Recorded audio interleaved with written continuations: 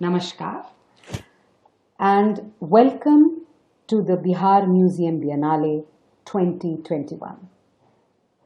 It gives me great pleasure to introduce the masterclass to you. This is not really a class. This is actually just an engagement with experts from different fields, from different disciplines, all of whom are connected to Bihar. Some are from Bihar, some are from outside Bihar, some just love Bihar. So this is all about Bihar, India and the world. The masterclass is part of the development of the Bihar Museum Biennale. As I started programming for the Bihar Museum Biennale 2021, so many ideas came from this wonderful state, the wonder that is Bihar. And the masterclass becomes an important aspect of the celebration of museum collections, an initiative which is part of the Bihar Museum. As part of the ongoing discussion on the evolving role of museum as a collective institution, we are exploring contemporary museum as a setting where research towards the preservation and storage of our collective cultural heritage can take place, where concepts of living history are explored and efforts towards knowledge documentation undertaken. As we question how museums of the day are increasingly becoming platforms of dialogue and representation through the Bihar Museum Biennale and the conference Bihar, India and the World, Connecting People, Connecting Cultures, we realized how important the learning component is in creating a thriving ecosystem of cultural knowledge. In the light of this, I have designed a series of masterclasses as part of our virtual programming of the Bihar Museum Biennale 2021, exploring the various facets of arts, performance, literature, film, music, criticism, and history. I'm delighted to introduce our experts and their respective masterclasses. Eva Martinez and Lucia Martinez on the restoration at the Prado National Museum, Madrid, moderated by one of India's leading restorers, Sanjay Dar. The masterclass will be based on an explanation of the different restoration processes and treatments currently being undertaken in the painting restoration workshop of the Prado Museum, Madrid, in Spain. Welcome to the Bihar Museum Biennale, the first museum's Biennale. The adverse circumstances created by the COVID situation have been turned on its head by the organization of an event like the Bihar Museum Biennale. Imagine the opportunity to visit some of the best museums of the country within a span of 2 days. I am Sanjay Dhar, an art conservator, moderating a masterclass on conservation with Lucia Martinez and Eva Martinez of the Prado Museum. The Museo Nacional del Prado is one of the most iconic museums in the world, and the collections are simply phenomenal. My favorites being Goya's 3rd of May, the Maha Desnuda, Velázquez El Niño, and they also have Bosch, the Garden of Earthly Delight, El Greco, and so many other iconic artists, and it must really be a pleasure working there. Today we have two distinguished conservators from the Prado sharing their experience of restoration at the Prado Museum. They'll talk about managing important collection and talk about display and specifically conservation of paintings on canvas. The masterclass is going to be the Lucia Martinez is a paintings conservator at the Museo Nacional del Prado. She graduated in geography and history with history of art as a major, and has studied conservation at the official School of Conservation and Restoration of Cultural Assets of Madrid. She has participated in restoration of many significant large format paintings at the Prado Museum, particularly the exhibition History of Painting in the 19th Century Spain. She also took part in the restoration of works from 19th century, which are part of the collection of the Municipal Museum, Madrid, Congress of Deputies, the Senate Palace, and the National Heritage. She was in charge of the restoration of some significant set of paintings that make the Duchess of Valencia legacy in the Prado Museum. She's also been teaching conservation techniques, methodology, and diagnosis as professor at the Higher School of Conservation and Restoration of Madrid between 2000 and 2004. Eva Martinier is a painting restorer at the Museum Nacional. She graduated in art history and has also studied at the official School of Conservation and Restoration of Cultural Assets of Madrid. She has worked in various capacities in institutions across the country: History, Historia de Madrid Museum, the Royal Academy of History, the Congress of Deputies, and so many others. She has a rich experience and has worked at the Prado Museum since 2008 and is now part of the permanent staff at the Prado Museum. She's currently working on the restoration of the Transfiguration of Giovanni Francesco Penny and has participated in a very interesting project at the National Gallery in London, the equestrian portrait of Charles of England by Van Dyck, which is one of the largest paintings in the National Gallery and was a major international collaborative project. So now I hand it over to Lucia and Eva to talk about conservation at Prado.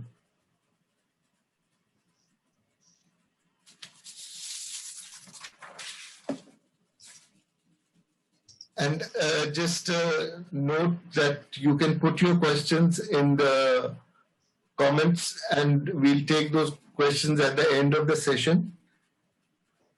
Thank you.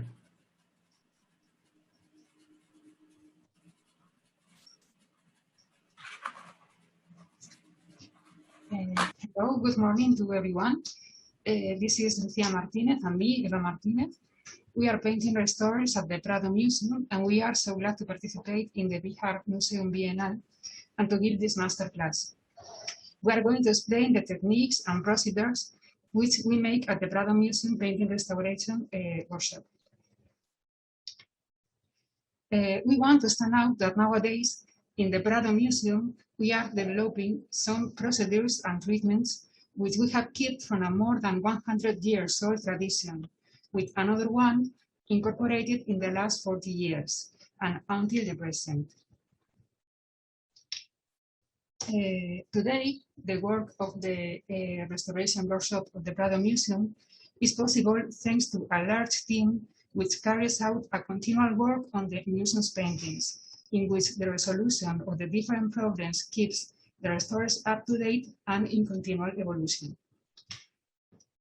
The Prado Museum was created in 1819, and the restoration workshop trajectory began a few years later in 1827, with the selection of the first staff. In this selection, among the conditions that a restorer must have, some qualities that are considered essential today are mentioned at that time: patience, respect, careful care, knowledge of ancient painting, and intelligence. All these features are fully current today. The Prado Museum has its origin in the royal collection, and the tradition to have a permanent staff of restorers came also from the royal collection, where there was a group of restorers that began to work in the new Prado Museum since 1819, 8 years before the creation of the definitive workshop. The conservation studios depend directly on the assistant director for conservation and research, in the same way as the curator departments depend on him. There are 4 conservation studios for painting, sculpture, paper, and frames, all of them working together with the technical department and the chemical laboratory, where we can request different images or tests like ultraviolet, infrared, X-rays, or pigment analysis, and varnishes. The largest of the studios is that of painting conservation. There are 12 permanent conservators working on paintings, but usually we have different interns or scholarships holders working with us. There are different motives for a painting to come to the restoration workshop. For instance, a poor state of conservation in storage to improve its appearance, for a temporary exhibition, or simply for research. In a treatment at the Prado Conservation Workshop, the most important is to manage to recover the communication between the work and the viewer. The relationship with the curators and technical department is very important. Our interest is to discover how the painting works to transmit its emotional content and knowledge. First of all, I'm going to speak about oil painting since 16th to 18th century. The paintings belonging to Prado Museum have mostly a good conservation condition because it's a very homogeneous collection that has been cared and maintained with great dedication over the centuries. However, it's evident that paintings always suffer damages due to its history and its movements, the pass of the time and its aging, or their technical conditions. The conservation condition of a painting is a consequence both of its own history and especially of the interventions that all restorers made on it. It should not be forgotten that in the past the paintings were subject to frequent movements. In many cases, they were painted in Flanders, Italy, or North Europe, and they traveled to Spain. On the other hand, at the royal palaces, they were frequently moved between different buildings and rooms. This fact implied manipulations and changes in the conditions of the environment, which have made alterations in the paintings. Finally, these damages led to all restoring interventions that in many occasions have made new damages in the paintings. So many of the problems that we find today are the result of not entirely suitable interventions. Though, on the other hand, we must not forget either that on many occasions these interventions have allowed the paintings to reach us. Nowadays, Prado Museum paintings are generally in optimal conditions, but Restoration Workshop makes a daily work for the conservation of the collection because we need not only to look out the conservation conditions, but to restore the paintings which need intervention because of its fragility, or because they haven't been restored since a lot of years, especially the paintings stored in warehouse or deposited in institutions out of the Prado Museum. It is for this reason that Prado Museum Restoration Workshop remains an active workshop in which the intervention activity is continual. Now we are going to see some of the most frequent damages and problems that the paintings of the collection usually have. The crackle is one of the most frequent of the damages present in a painting. It appears when the painting layer is broken for the movements in the supports, both canvas or wood panel. When the cracking rises, there is a danger of falling in the paint layer. This is another example. And this is another example. This is a specific example of crackle called spider web, typical of the 18th century painting. And this is another example associated with the technique. In this case, the crackle came from the ground layer. Once the crackle has been produced, sometimes the paint layer rises, and so we can find flaking in the painting. This is an example of a flake in the paint layer. And this is another example of a flake in the paint layer. This is another one. And when the flakes rise from the support and lost their adhesion, they fell off and originate a loss, as we can see in this example. This is an extra example with a very numerous losses, not frequent in the Prado collection. This damage has been produced by a very aggressive event, like a filed lining or an accidental fact like fire or high humidity. Sometimes the paint layer has very small fissures originated by the contractions of the wood panel. This damage is not very visible, but very dangerous because can make painting unstable and make impossible to apply humidity. These are negative results of another dangerous techniques, the transfer or marouflage. This method is very old and anybody uses it nowadays, but in the past it has made a lot of damages in several paintings. The paintings originally was made on wood panel and they was transferred to canvas, with a loss of damages originated in this process. Sometimes we find abrasions and wear on the painting surface directly caused by human action.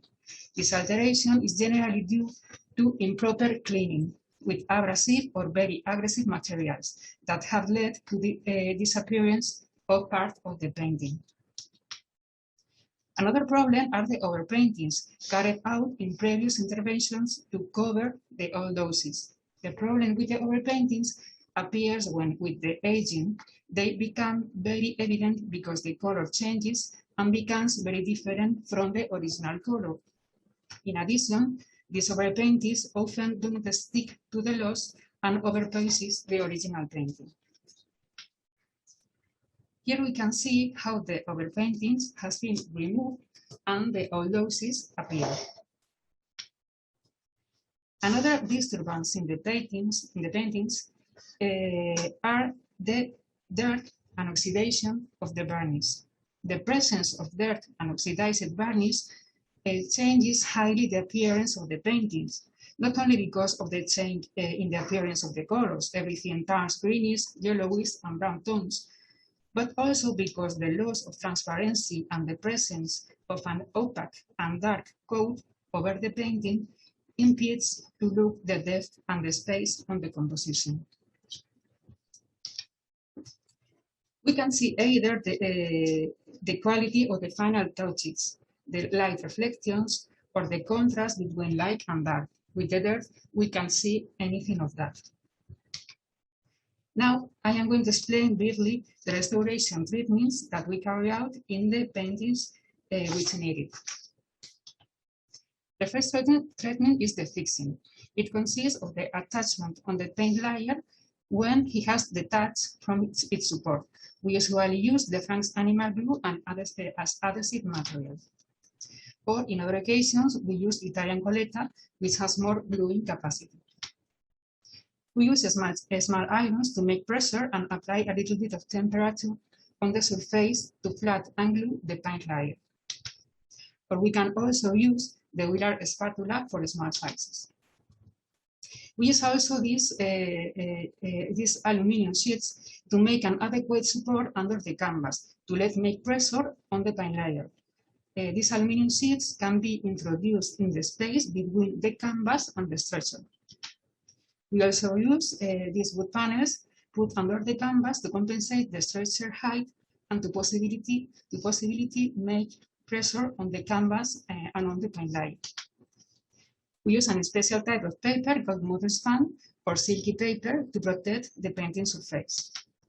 And we also use the Melinex film as an intermediate coat between the papered painting and the iron. We glue the paper on the surface with the Lefranc glue and make pressure with the iron slightly heated. This is an example of the fixing treatment in a big size painting. After the fixing, the paper is removed with warm water. If we cannot use glues dissolved in water, such as the Frank glue, because the painting doesn't support humidity, we can use also glues that are not dissolved in water, but in alcohols, such as Clusol G or Aquathol. We use natural stucco made with the Frank glue and gesso to refill the paint layer losses and to level the step provoked by the loss. This is an example of the applying of the stucco. One of the most important treatments in the painting restoration is the cleaning. Usually, we make an initial cleaning of the pollution deposited on the surface with a system based on the use of water. One of these methods is the use of a solution of triammonium citrate in distilled water in 2%. We can also use another aqueous solutions based in the researches made by Delaware University. After the pollution cleaning, we used to remove the old varnish and the overpaintings, and for this treatment, we need to use organic solvents. One of the most frequent solvents mix we use is ethanol absolute and shell salt tea, in different proportions depending on the polarity we need. In the last years, we have begun to use the silicone solvents D2, D4, and D5. These kind of solvents are very useful when we have a surface with sensibility to water, because we can apply the solvent on the surface before the aqueous cleaning and the surface becomes protected from water during a time. Also, we can mix them with another solvents to make cleaning mixes or cleaning emulsions. We have also begun to use the silicone gels because these gels allow to use water as cleaning agent on surfaces with sensitivity to water. It's the same case that the silicone solvents. We have also another materials to make gels with water or with solvents when we need a gelificated system to protect the surface or to increase the effectivity of the solvents. This is an example of cleaning with varnish removing. This is another example. This is another one where we can see the difference of the color between the clean area and the dark area.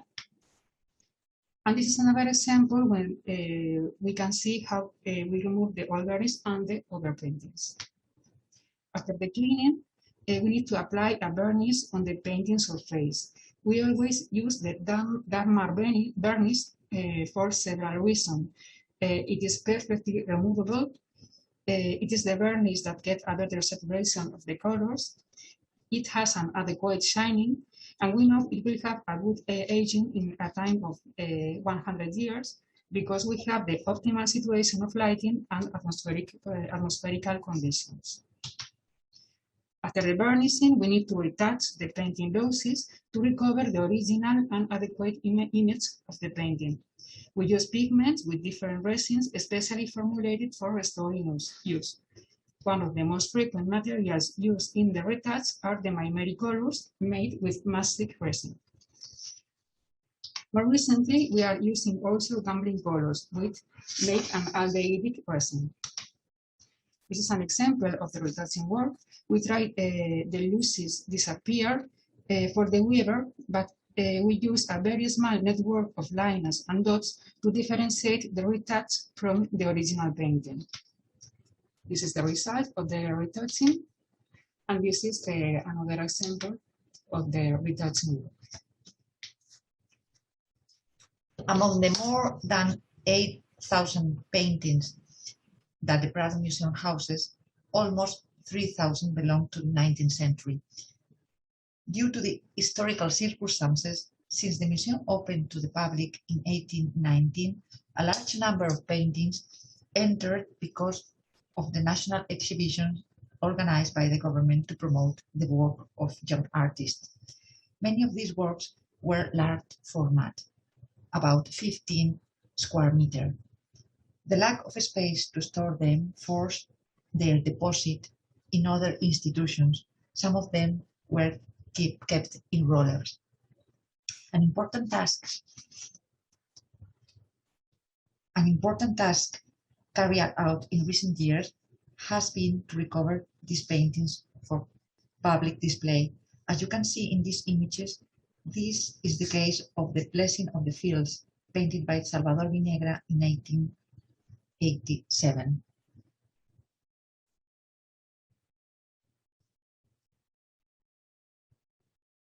Here is the process of dismounting the painting from the roll.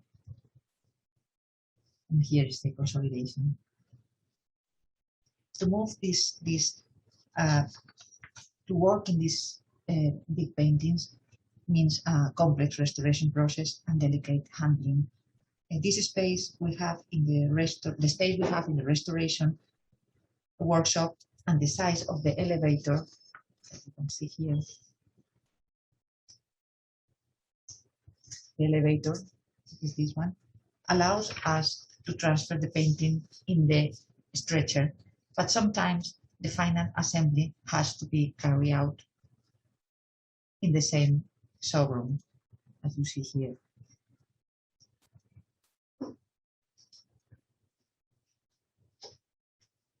19th century paintings has different materials and techniques from those of ancient painting art, and this requires a certain specialization in the restoration.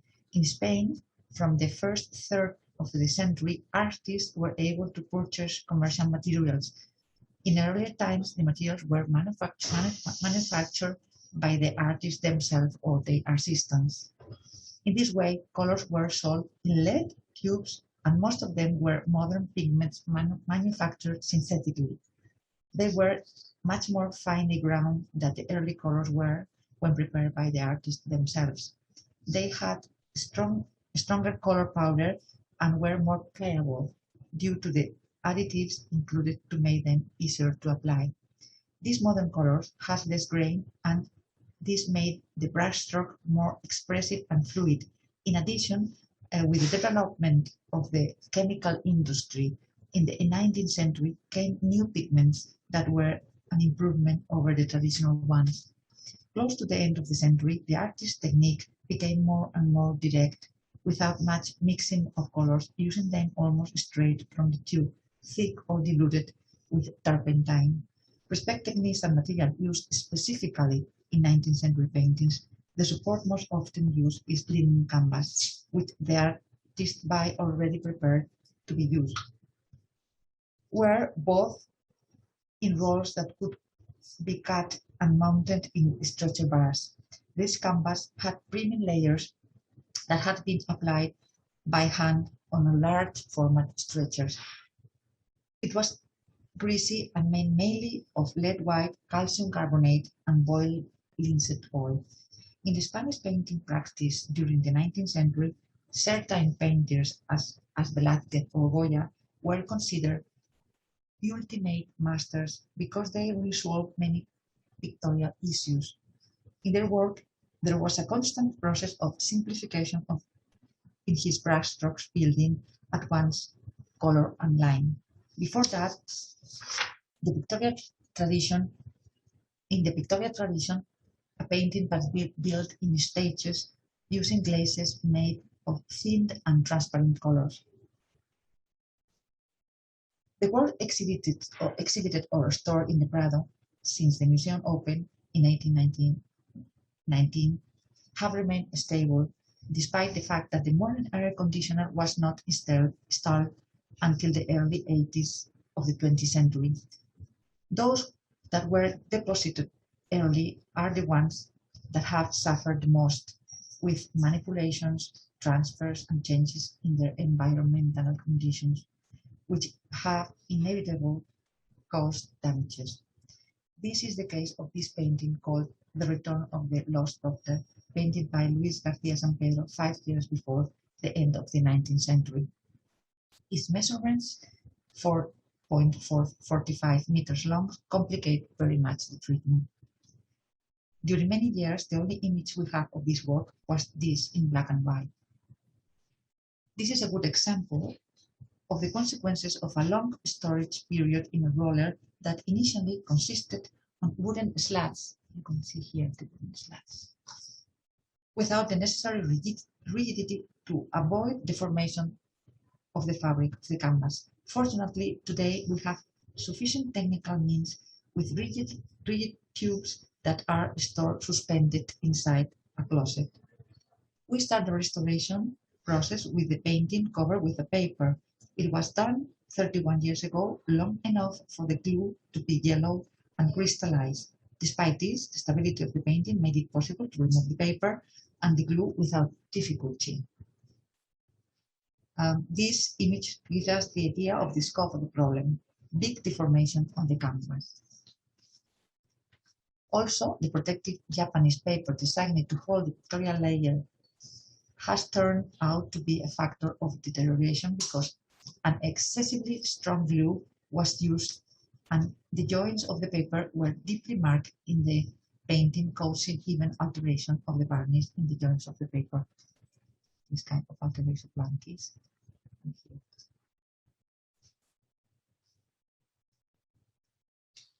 When removing the paper, the first surface cleaning was also carried out, but it remained a severely deformed canvas with deep plastic memory. Resolving these marks took us effort and dedication because it made us see once again that traditional restoration techniques are still effective and allow us to solve problems as if we were using a modern suction table. To fix the color and eliminate the marks, the tension of the cotton fiber paper has been used. Once the painting problems had been resolved, it was necessary to reassemble the canvas on the stretcher. For this, tension bands adhered with Viva film were placed. Making a stretcher of this dimension is complex. It has to be strong and allow the meter to open by tightening the wedges. The future stability of the canvas depends on this. The mounting of the canvas was done with the reverse side inside. The cleaning of the painting had to place each figure in the space and, above all, recover the scenographic sense of the painting and its excessive theatrality, achieved with lighting that is as short as artificial. Another painting that is 8 meters long is the one made by Sánchez Barbudo that represents the last scene of Hamlet. It had a severe paint losses due to the time it was stored in a roller leaning on a damp ground. Fortunately, paintings with a long-standing conservation problems can be recovered, as we can see in this image. Once the support problems were resolved, it was necessary to restore the losses, refilling the empty spot of the lost paint with traditional stucco. The original textures have been reproduced so that the light affects the filler as the painter wanted. This work before retouching is very necessary to recover the subtleties of light. In this enlarged area, we see the challenge. The color has been applied by making a delicate network of barely visible dots or lines. We have used stable and reversible varnish color especially made for restoration. Here you can see more details of the reconstruction work. And another one. In this painting by Gutiérrez de la Vega, representing a Spanish medieval queen, changes of the environmental condition have produced deep cracks, which have been marked on the back of the fabric.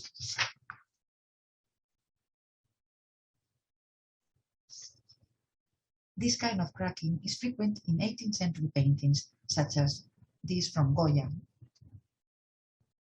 The consolidation of the paint pictorial layer is done with the traditional methods that my colleague Eva already explained.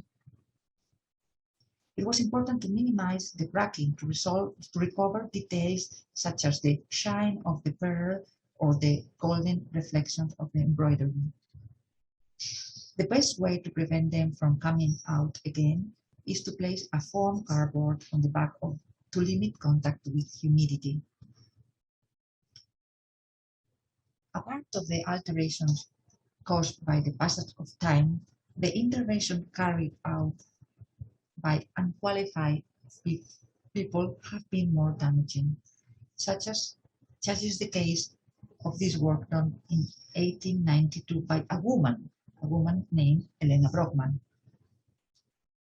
So, apart of the alteration caused by the passage of time, the intervention carried out by unqualified people have been more damaging, such as the case of this work done in 1892 by a woman painter called Elena Brockman. In the image of the reverse, we can see the tears in the fabric caused by impacts. In the past were repaired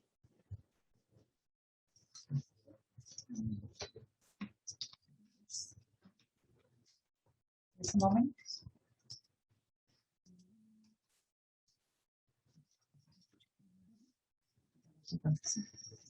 In the past were repaired with patches of various kinds, including paper. They were attached with organic glue and wax.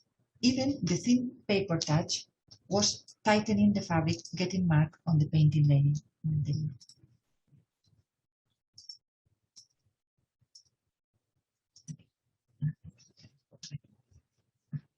Here is how the paper patch is tightening the canvas. Currently, to repair the tears, we are using linen threads bonded with flour, paste, and rabbit glue, creating an irregular structure so that it is not appreciated in the painting layer.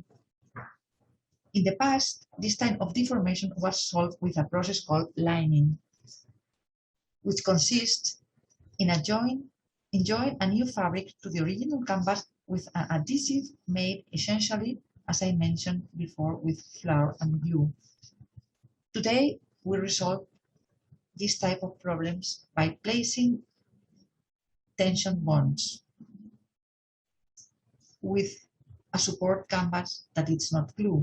This canvas is made with synthetic fibers. This is the support canvas. So the reverse protection is very good. In this image, we can see the work process during the cleaning of the varnish. Yellow due to the oxidation with the passage of time. It was important to recover the correct position of the background, its contrasts, and its saturation to recover the ephemeral vision of the space and the atmospheric background. The cleaning process changes the artistic reading of the painting and allows us to recover the original image. We would like to finish our talk mentioning the important work of frames restoration. The main criteria at the Prado is to reconstruct the losses with the same techniques and materials as the original frames are made, except for the reconstruction of the lost elements. In that case, we use epoxy resin because it is less able to drop off and more stable. Fine gold leaf is used to reconstruct losses. Removing glitter overcoats is also important, this kind of overcoats, in order to reconstruct the golden elements with traditional techniques.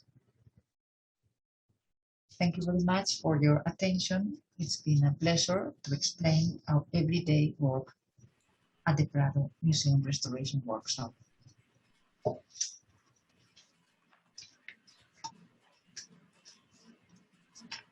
Thank you. Thank you, Lucia and Eva. It was a pleasure going through all these, the works that you have been showing. The slides have been fantastic.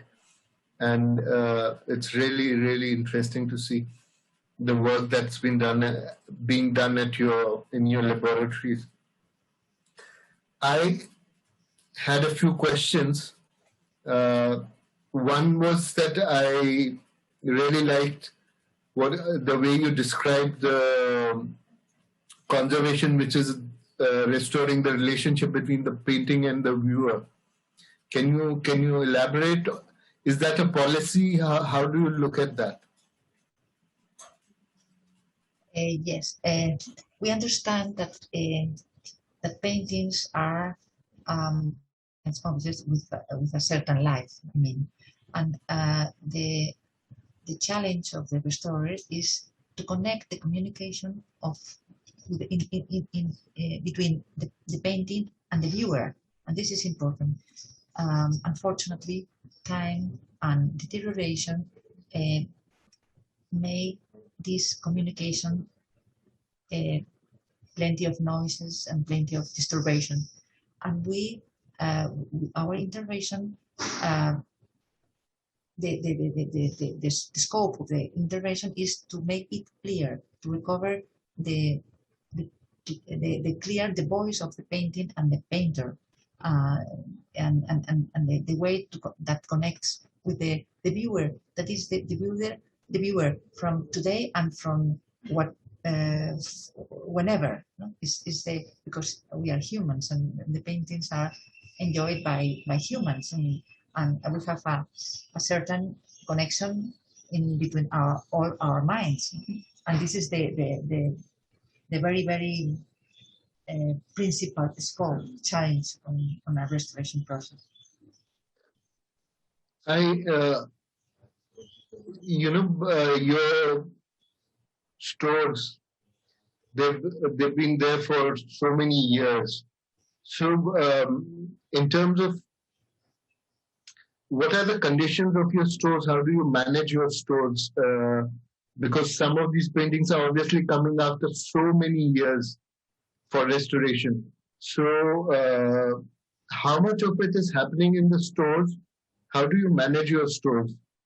And given that it is historical, you have records perhaps for 200 years of storing a painting. So that must be very interesting when it comes out to your laboratory to look at the physical history of the painting. Yes, now we have a very big warehouse in optimal conditions. We have a new warehouse since the last 20 years, more or less.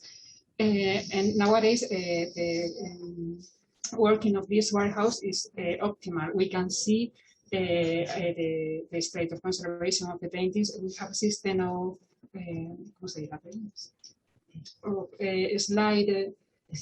slide system to see the paintings, and the environment conditions are the same that in the rooms and in the workshop. In the past, these conditions weren't so optimal. We have paintings stored since 200 years or 100 years, and the alterations produced in these years are the same that they have now in the optimal conditions.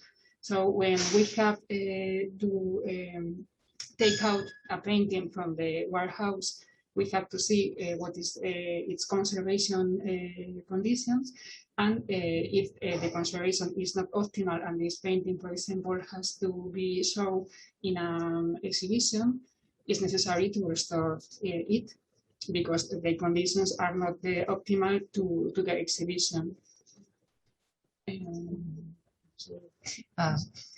Most of these, the big paintings we saw you, because of the history, of the recent history, they were, because of the size of the painting, so big that it's not easy to store this. Normally they were ruled because it's the most efficient in the past. But not now we're still doing this process, because if you do it in optimal conditions, this is the correct way to preserve a painting. Much more better with a structure that it has no space. No. But in the past, these paintings were not as raw as we do now, and you have been the consequences of this kind of storage.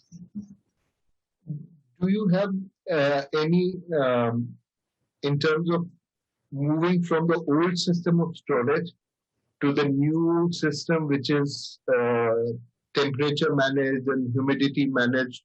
So in that transition, in taking them from the old to the new, what is the experience?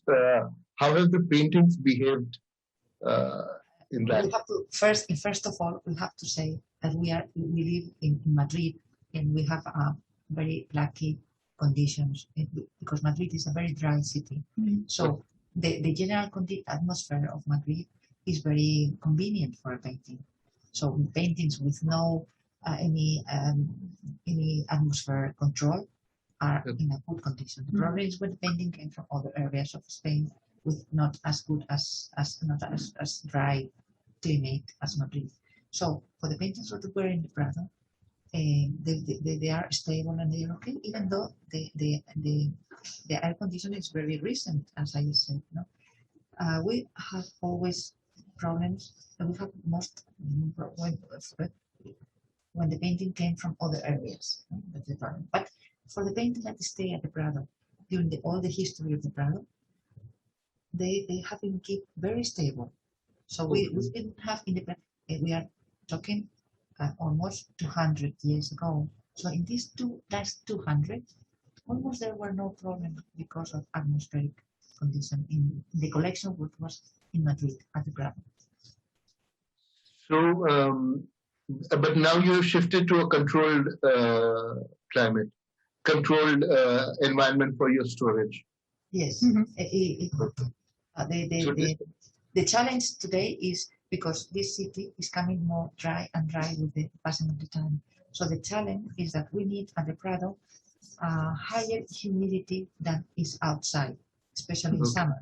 So in summer we have outside levels of 15%, 20%, and we need here the Prado 55, 53, 52, 50% humidity. So our problem is the contrary. We need to give humidity to the atmosphere rather than take off. Maybe you in India, you probably have the contrary. It's the opposite for us.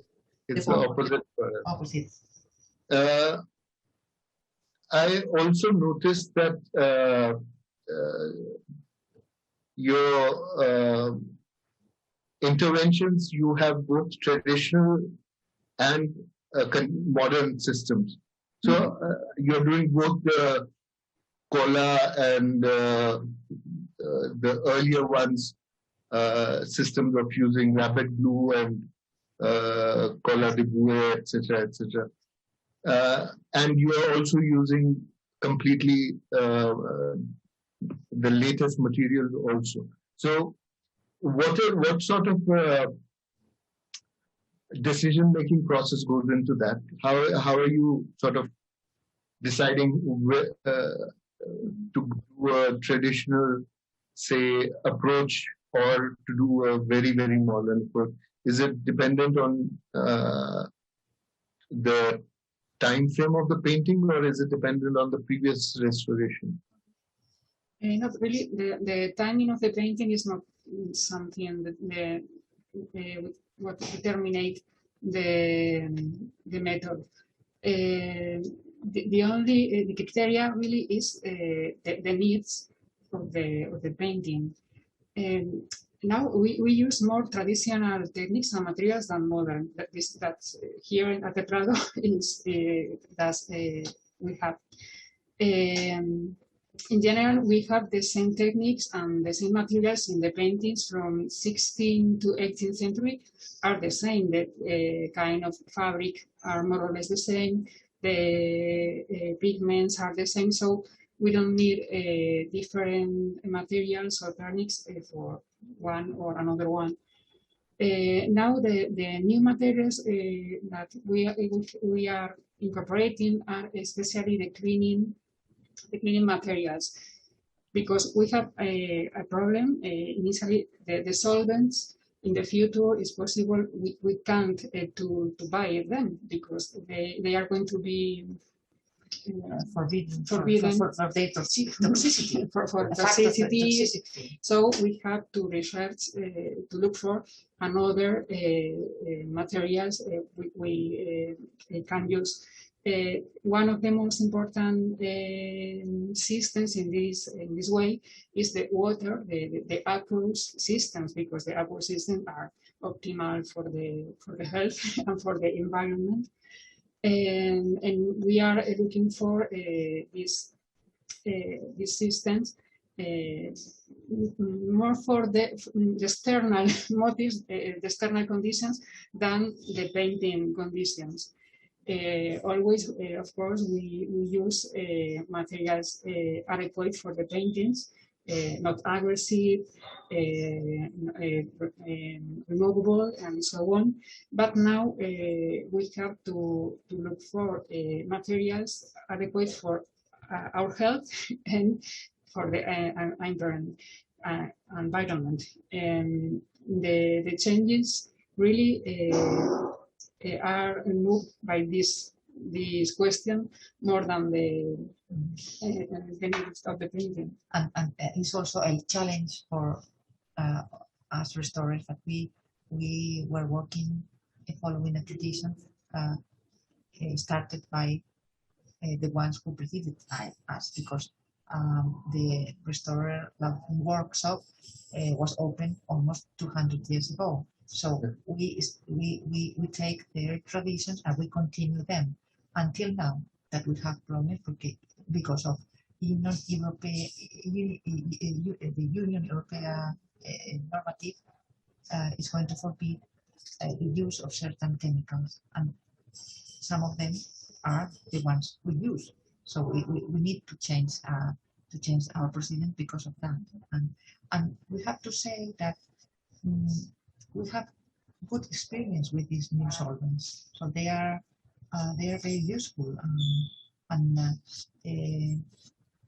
we are adapting the way we do the process, because we try to do the cleaning process and doing at the same time all the painting, not doing little pieces, because we need to connect with the painting, to understand the problems of the painting, how the light works, how the spaces is created, how the background is, what is the painter telling us with this painting.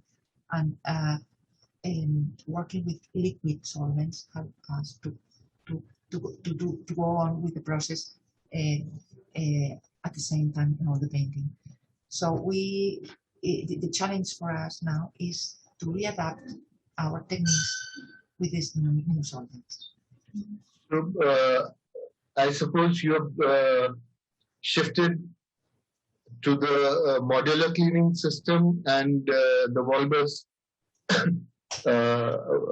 gel based system. You're using both. You're using the modular cleaning system program, or what? We are using generally the Wolbers formulations for gels. And we mainly use his. Yes, we have used gels made with carbopol and solvents formulated by Wolbers, and now we are incorporating the new solvents of silicone and the silicone gels, which are the last investigations and the last research made by Wolbers, and in this way of the silicone and the emulsions and the aqueous systems, emulsion with silicone gels or with Pemolene, Santangum, this kind of materials. Are because we use the carbopol gel formulated by Wolbers since the last 80s, 90s. But all these kind of gels formulated with carbopol. But now we are opening to Pemolene or Santan or other kind of materials to make gels, gelified solvents. It's really interesting to see how the movement from organic solvents to non-organic to water-based is happening, and particularly conservators of not perhaps so much for Eva, but for Lucia and me, that change has been, one is getting used to the new system. Are you teaching it also in your schools now? Are the new cleaning systems part of the curriculum, or already, or are they being taught separately? No, yeah, we were lucky because Richard Wolvers came here like 2 years ago, three years ago, and he explained us the latest advances. And even so he came to the Prado. He was working with us for 10 days, only with us. But he also came to other institutions in Spain and to explain his methodology. And as we know, nowadays the schools of restoration in Spain have introduced this practice on the teaching process. Now, the next, I think, question would be about retouching. In terms of you shifted to My Mary is there, then you shifted to Gambelin, and in terms of your how you integrate it, are you using chromatic selection, or what approach? Do you have a specific approach for most paintings, or is there a sort of is there a policy in terms of retouching that the museum has, or do you prefer, say, chromatic selection or trataggio or any of these other techniques? We understand that a painting museum with this, as the Prado with the master, is an experience of beauty. So we know that the paintings have problems conservation, but the viewer doesn't need to know about that unless he wants it. So the retouching cannot be so evident to disturb the message of the main message of the painting, because we are not dealing with archaeological object. We are dealing with painting which main complaint is the beauty. So we do the retouching in a way that is you need to go very close to the painting to see it. But you have, because this information about the state of conservation, you have other supports to show the viewer this information through photography or through whoever. So when you go to Prado, all the paintings need to talk with the viewer, telling them the experience of the beauty. So that's why we try to do a very network of dots on lines, very small, very not easy to see in a normal distance.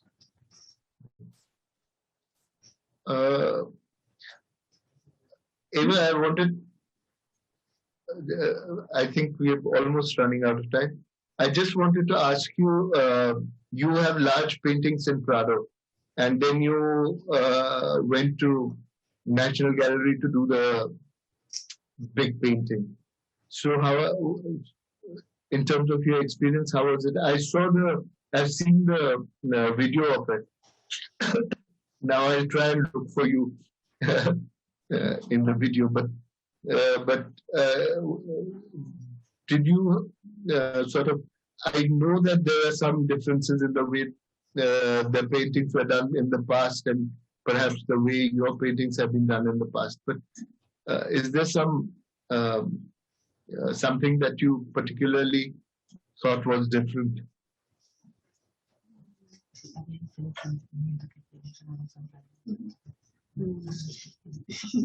Yes, there is a very evident difference. The treatment we made at the National Gallery was lining, a new lining, because this painting of Van Dyck was lined three occasions, three or four. It was its five lining process. Of these linings were made with resin wax, and the last was made with Viva 371, I think. This painting, lined previously with wax resin, necessarily has to be relined with another wax material. It's impossible. It's impossible to use something aqueous. So we understand in this case it's necessary to use the Viva. Here in the Prado, this procedure of the wax resin is not used. It's very strange because we live in a dry city, and we have this disadvantage. And all the paintings we have lined here in the Prado are lined with colapasta, we call gacha. It's a mix of flour, glue, honey, little bit honey, coleta. I have lined paintings with. I've done coleta. So you also have been following the work of the Night Watch, Rembrandt's Night Watch, which was also a wax lining. Yes. I think, and it has a similar two, three times it has been lined by wax. By the way, do you also use cold lining ever? Excuse me? Cold lining. What means that? Sorry? Do you use cold lining, Freddo? The cold lining with Plexitone? No. We really, because in the Prado's tradition, the tradition, our collection is a very high quality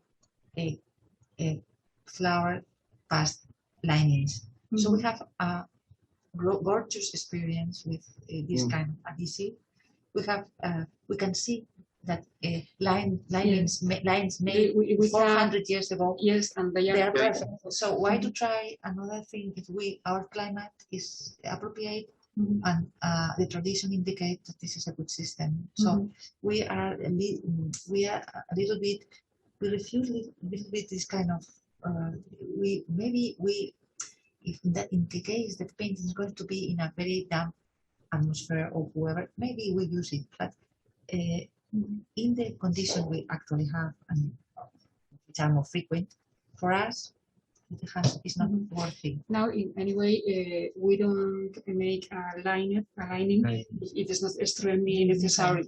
Now, as I said, we prefer to put a canvas just not attached with adhesive, just to support the original canvas. It's perfect. This is perfect. Now the final part of a painting is the frame. Can you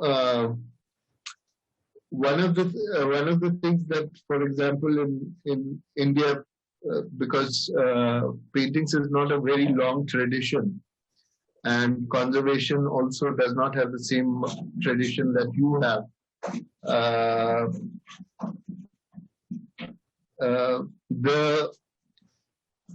How much importance do you put to the frame? How important is the frame and original frame? If it belongs to the, in terms of, even if it is not looking, nowadays you get so many new frames, and curators sometimes want paintings to look with new frames. Do you have a policy or? Yes, now we have a very clear policy about the frames. We respect in all the possible the original frames and never change it if it is not necessary or if the painting has an old frame. The problem we have here in the Prado collection is we don't have ancient frames until 18th century. The old frames we have are from 18th century because the royal collection was changed. The royal collection was in a building that was fired, was on fire, and then in the new palace, the king make a new framing in general for all the paintings of the royal collection. So we don't have conserved, unfortunately, the old frames. So our original frames are from 18th century. And these original frames are conserved now perfectly in most of the paintings of the collection. And we have a special department for restoring the frames with 3 specialists and a person destined to conserve, study, and the operator special for frames that is a restorer also. But she is especially dedicated to the frames. When we need to change a frame, because the painting has a modern frame, for example, now we try to look for an old frame and adapt it to the painting. We have a warehouse with all frames without painting, and even all cases of the frames, and we reuse these frames for the paintings if we have the luck to find an old frame with the measures adequate to the painting we need to make a frame. And it has to be said that the fact of the frames, it was considered a fashion during the last 200 years since the museum opened. In every period, they considered that the best frame for the painting were the ones who were on use in this moment. Now the policy is contrary. We try to find a connection with the painting and the frame, and the frame that it could have had in the past. So we try to or reproduce or find old frames for our collection. So we have this is in the last 50 years and 40 years, we changed the way the paintings must be seen. We consider that the age of the frame must be the same of the age of the painting and match them. In the 19th century collection, we have a lot of original frames. In the 19th century, yes, even in some cases, the frame was especially designed for the painting, and it's very, very important to conserve it. This is an important issue for us because the paintings are, we have a lot of contemporary paintings, of course.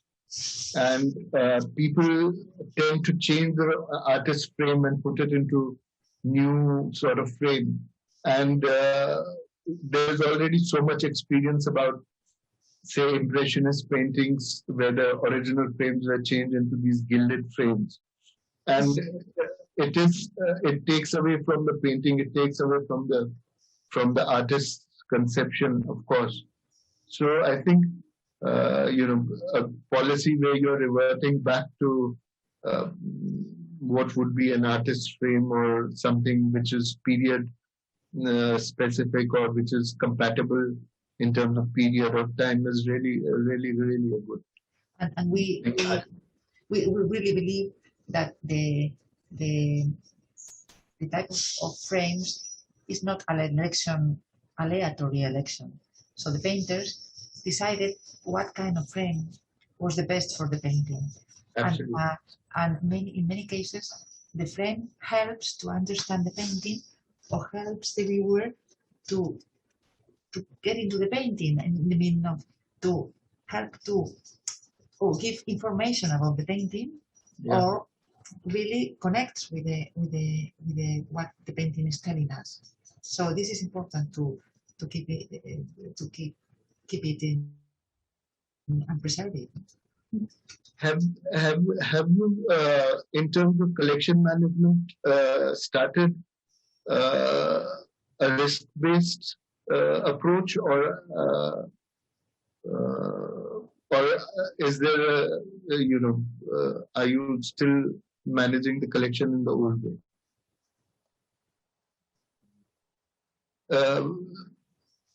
In terms of collection management, is the risk-based sort of system that is being used in some of the places where you evaluate the risk and then accordingly organize the storage of your collection and all that?